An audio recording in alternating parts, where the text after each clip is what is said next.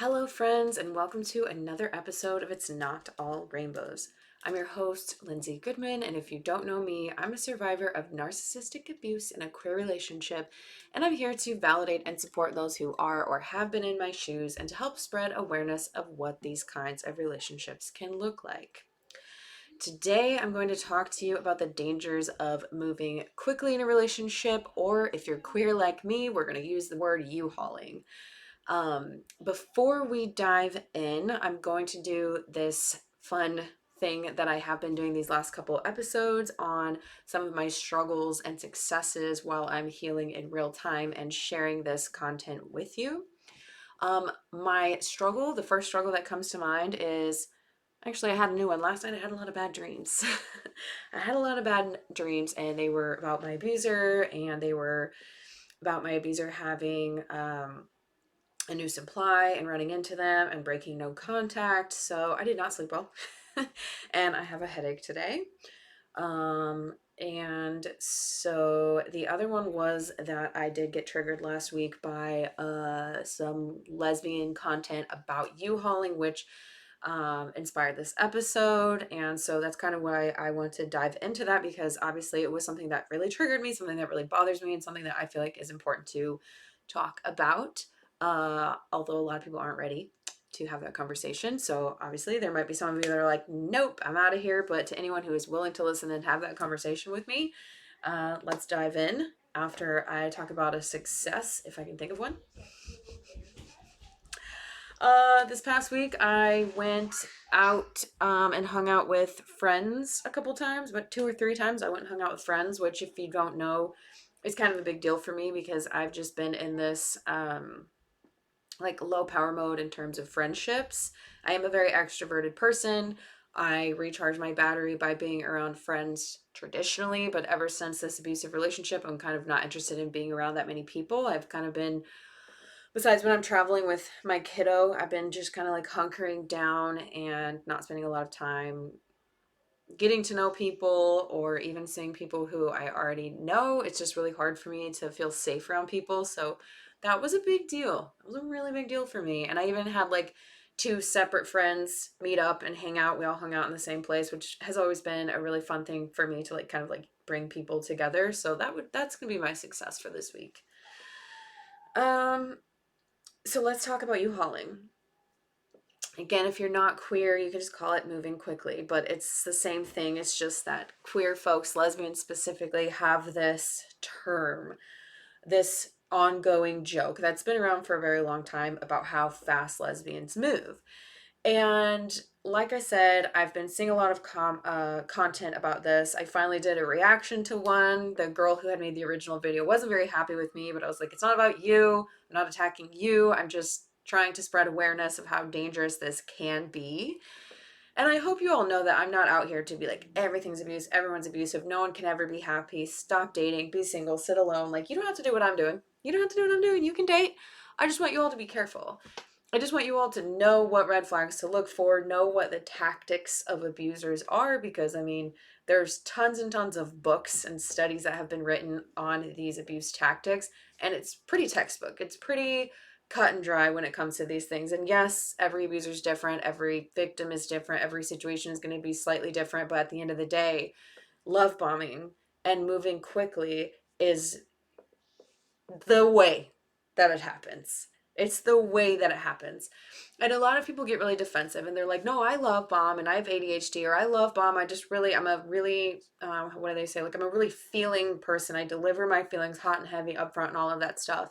And that's okay. There's a very real difference between feeling a lot and putting it out there, but like, this is just who you are. And this is who you will continue to be throughout the relationship. Obviously, there's ups and downs. There's going to be times that you don't feel all lovey. It's not going to be this love situation every single day for years and years on end.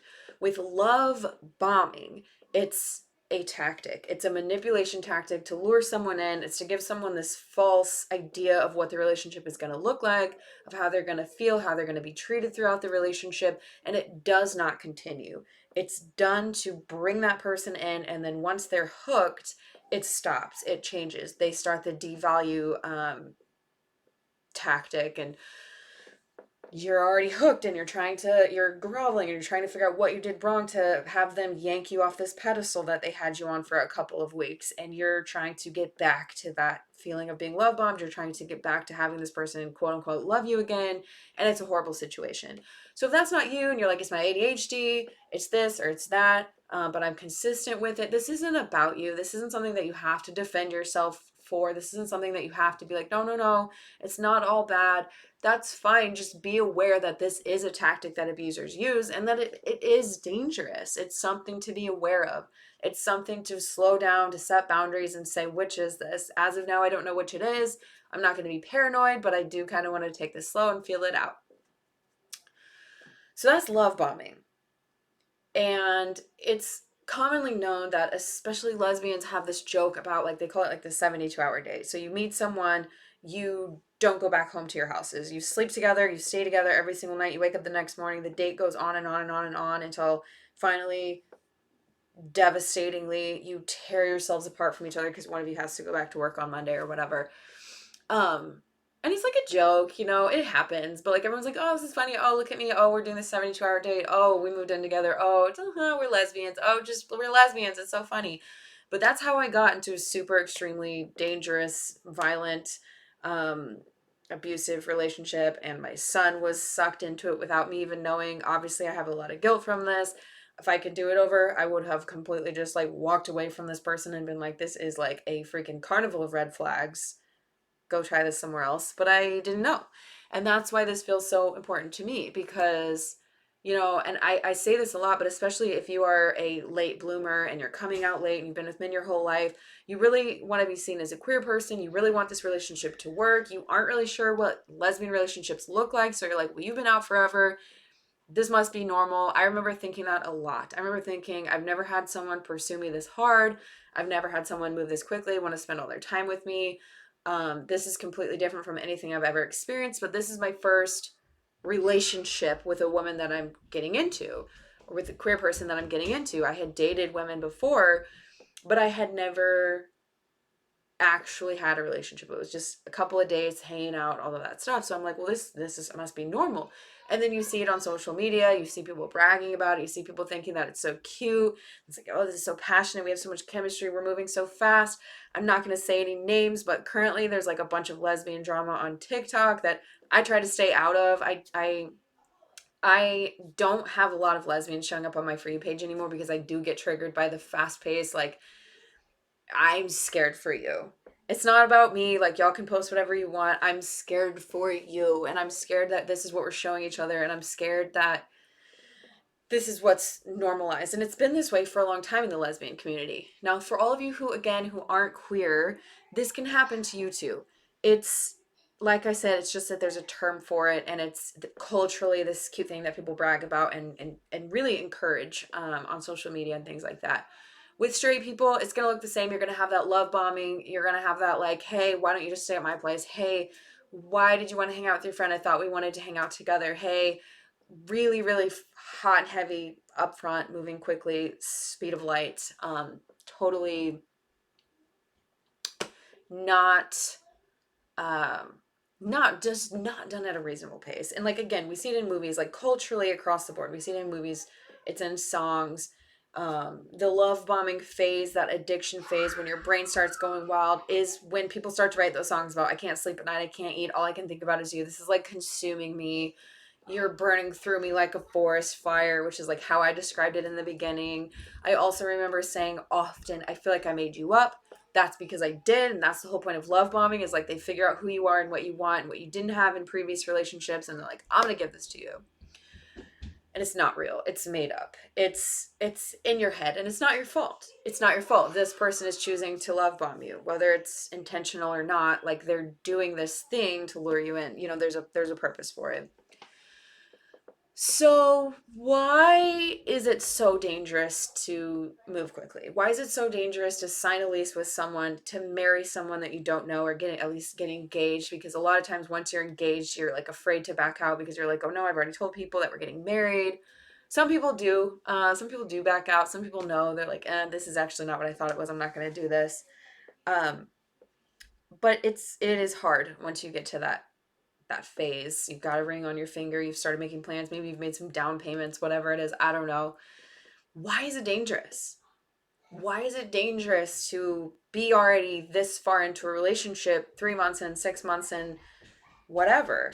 Well, you don't know this person. You don't know what they're capable of. I did not know what this person was capable of. I truly thought, and now I feel so stupid saying this, I truly thought that this person cared about me, cared about my son, wanted the same things I did, that we had similar values, that we had similar ideas for relationships, for activities that we would do together, for what kind of time we would spend together. Like in my head, we were good and it was gonna be really good. So that person, and again, I'm not trying to scare you and be like, that person's definitely abusive. No, but just like take it slow. Because do you know that person? And now I'm going to give a little trigger warning here. So to anyone who's listening and has experienced physical violence, all abuse is hard. All abuse is horrible. All abuse shouldn't be happening and is hard to recover from. But physical abuse, I'm going to name a couple of the things that like I experienced. So if you need to like put it on mute for a couple of seconds or hop off here, please do. I did not believe that this person would tackle me and prevent me from leaving every time that I wanted to go. I did not believe that this person would leave bruises on my body. I did not believe that this person would hold a pillow over my face because I was crying too loud. I did not know this person. Do you know this person? Do you know that they're not going to harm you? Do you know that they're not going to isolate you from your friends, that they're not going to financially abuse you, just like subtly get you to pay for more than they're paying for? Do you know that they're not going to have a bunch of other people on backup just in case you leave or to make you jealous or to whatever? Do you know that they're not a liar? Do you know that they're not going to gaslight you, going to manipulate you, going to destroy your career, going to destroy your mental health, going to destroy your relationship with your child, that you're going to have to work really hard to get back, that you're going to lose your family, that you're going to lose your friends? Do you know this? Do you know that you're safe? And so that's all I'm asking of you. Again, I'm not like fear mongering. I'm not like all people are horrible. You have to stay alone. That's the only way you can be safe. Absolutely not. No way. But take it slow. The biggest way to protect yourself from having this happen, from going through what I went through, from going through what so many people go through, is to set boundaries. So early on when you meet someone, set boundaries. Say, you know what, I would love to do a 72-hour date with you, but I have plans with a friend tomorrow. Or I told myself I was going to have a relaxing weekend and I was going to binge watch some stuff on Netflix by myself tomorrow. And I'm going to maintain that promise to myself because my promises to myself are important. I'm important to myself. Alone time is important. I need to rest and recover before the weekend. I would love to have another date with you next weekend. Or we can meet on Tuesday night and we can have a dinner or a drink or something like that. And watch how they react. Watch if they're like, you know what, I'm a little disappointed because, oh my gosh, I really love hanging out with you, but that makes so much sense. And I love that you have these boundaries and that you want to take care of yourself as well. And I really look forward to our date next week. Like, so much suspense. What's it going to be like? But if they're like, oh, I thought we were on the same page. I thought you wanted to hang out with me. I thought we both wanted to spend a lot of time together. But like, why? Do you like someone else? What's going on? Blah, blah, blah. That's a red flag. That is weird. That's not healthy. That's, kicking back on your boundaries is a definite no. And that's something that it took me a long time to learn. Even after I first left my abusive relationship, a couple people came along and were pushing my boundaries. And I was like, I don't know. I don't love this, but like, okay. And then finally, one person, it took me like 4 months to be like, dude, I've been telling you we're not going to date.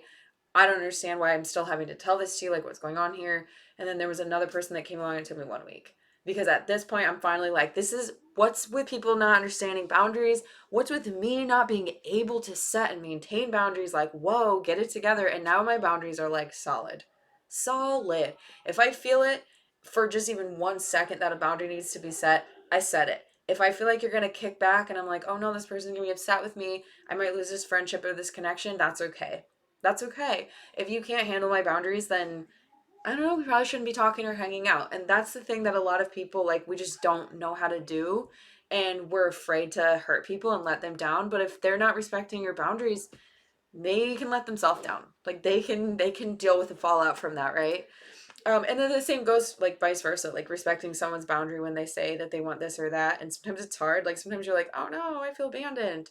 I really want to kick back on this. Like learning how to accept other people's boundaries is really important too. Let's see what else. So once you're in this relationship, this abusive relationship, you're in a trauma bond. I'm saying a lot of words that are related to narcissistic abuse, emotional abuse. So if there's anything in here that you don't know about or don't understand and you want me to do a whole episode on like trauma bond, how to break a trauma bond, all of that stuff, what worked for me, let me know. DM me, email me, whatever. Instagram, please, if you're going to DM me. I really don't check messages on TikTok or anything like that, but let me know and I can go into it more. But this is what happens. Now you're with this abusive person, you're in cognitive dissonance, your mind doesn't know what's real and what's not real. You're convincing yourself it's not so bad. They're convincing you it's not so bad. You can't get out of it. You're going to have a really hard time leaving. And this is why it's so important to move slow, because do you really want to get stuck on a lease or in a mortgage or with a baby or with a pet that they're using as a pawn to keep you around or whatever it is, to where you can't get away?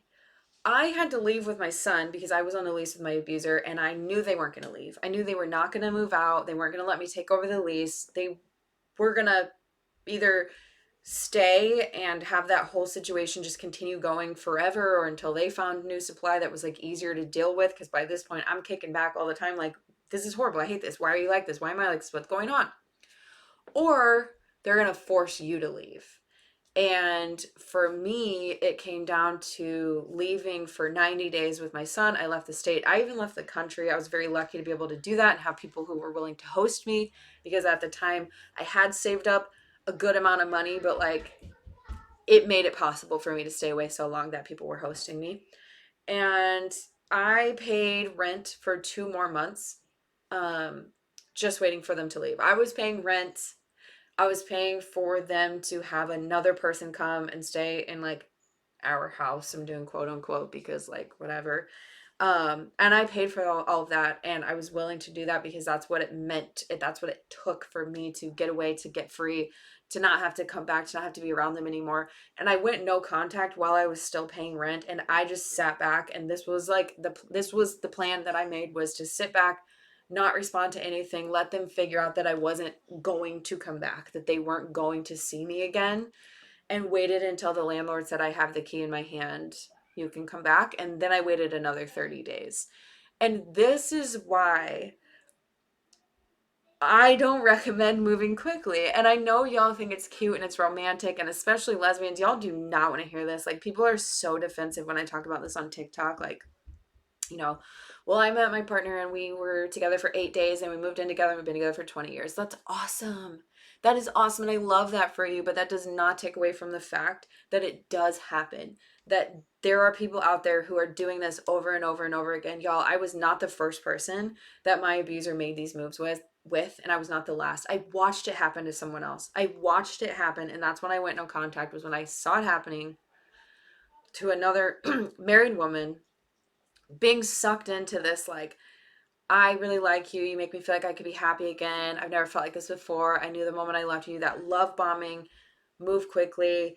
And I don't know what happened there. I don't know, like, and I never want to know what my abuser's doing ever again. But like, it's a pattern and it happens over and over and over again, and they're always coming at you with like this story. Well, my partner left me, she got sick of trying, she took the kid, she took my dog, she's horrible, she was the abusive one, feel sorry for me, you make me think I could be happy again, let's move quickly. And then the next thing you know, like, you're moving out of your house and you're living with this person, or something is happening, and it's all very quickly. It's a whirlwind, it's a forest fire.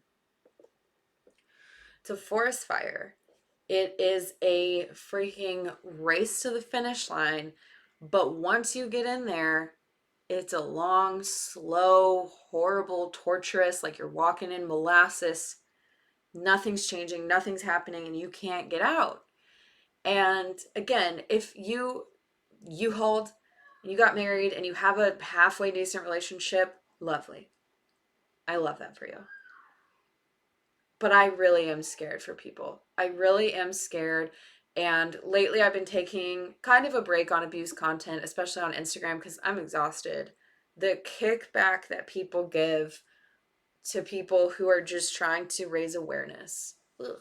Trying to raise awareness. Trying to help people be safe. And all you have to do is just like tweak your approach to dating just a little bit to help yourself. It's like putting a seatbelt on in the car, making sure you haven't been drinking before you drive. You know, maybe not smoking because it's bad for your lungs. Putting on sunscreen to protect yourself from the sun. These are things that we do to keep ourselves safe, right? Same thing. Don't sign a lease with someone that you don't know. And I don't care what you say, you don't know someone after 3 years. Or, sorry, 3 months. Hopefully you know someone pretty well after 3 years, but like 3 months, that person's probably been wearing a mask for most, if not all of that time. You don't know who they are. They're mirroring you.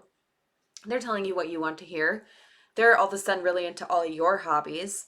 Um, it's really scary.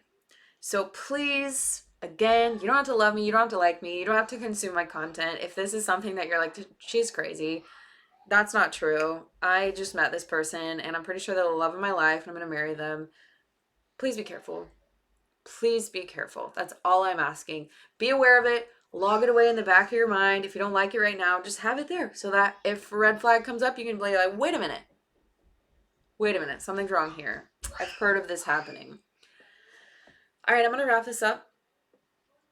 Little announcement. I am going to be in Austin, Texas on October 15th. I will be with a group of, I believe there's 8 of us, the Narc Avengers.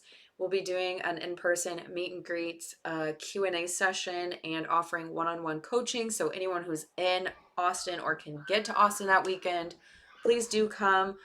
Go to narcavengers.com and scroll down to Texas to book your seat for that event, or seats, whatever you want to do to attend that weekend. And also, I am hosting a trip to Greece in August of 2023. I'm hoping to add one more a little bit before that as well, maybe one after. But the first 10 people to book do get an early bird discount on that trip. The trip, my idea is to have a safe space for LGBTQ folks and survivors of abuse who might not want to go on these kinds of trips. Otherwise, I want it to be a really safe space for everyone involved. Again, first 10 people get an early bird discount, and I did have my first booking for Greece the other day, so keep that in mind if this is something that you're kind of thinking about.